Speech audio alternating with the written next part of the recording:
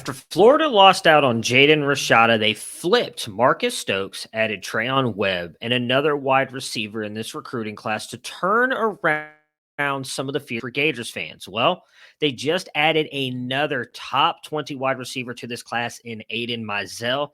See what he does for this recruiting class in 2023 and the Florida Gators offense.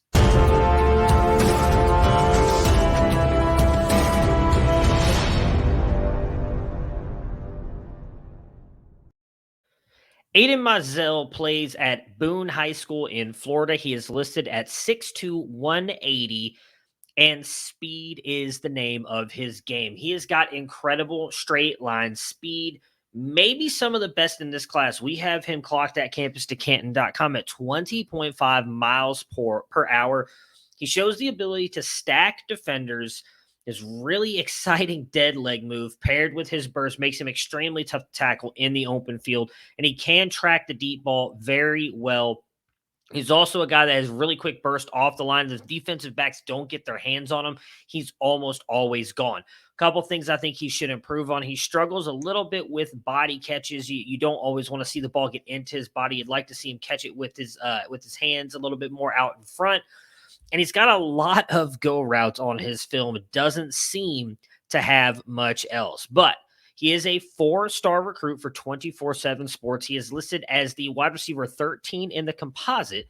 He is wide receiver 16 for 247sports.com. So a very intriguing wide receiver. And as I mentioned, like incredibly fast. He's one of the top 30 in the nation listed for us right now in tracked miles per hour. And we didn't even necessarily get one of his better wide open runs, and we still got him at 20.5. So he could get even faster than that going into his senior season.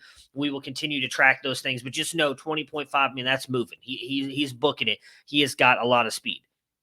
What does this mean, though, for the Florida Gators and their wide receiver room? Well, right now they've got Justin Shorter and Ricky Pearsall, who I believe will probably be the top 2 guys for Anthony Richardson this year.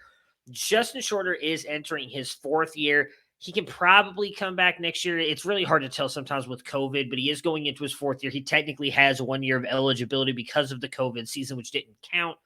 So he could come back in 2023. I don't think that really affects Mizell, though, moving forward. Not that I don't know that he's going to be a starter next season. Kind of the same thing with Pearsall, the transfer from Arizona State earlier this year. Now, he does have 2 years left of eligibility, but I think with his game, he doesn't necessarily affect Mizell. Xavier Henderson is the interesting one here. He's entering his 3rd season, but again, because of COVID, he's still got 2 years of eligibility left. And there was a lot of hype on him in spring camp. I know a lot of Florida Gators fans like him. A lot of people in the C2C community like him, but he does seem to be a tad bit divisive. There's some that really like him, some that don't.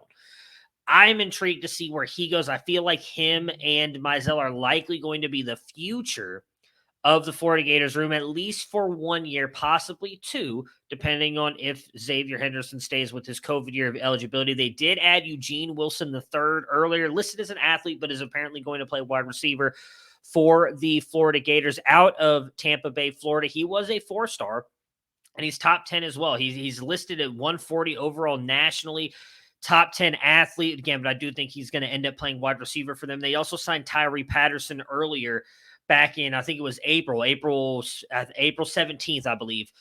And he's a 3-star. He is listed, though, as 111th player at the wide receiver position. So I think Mizell, right there with Wilson, are probably the top 2 gets right now for this Florida Gators program. And it's going to be interesting, too, right? Anthony Richardson, we're expecting him to have a really good season, likely going off into the NFL. So do they turn the reins over to the former Buckeye, Jack Miller III, who was fairly highly rated in his class as well?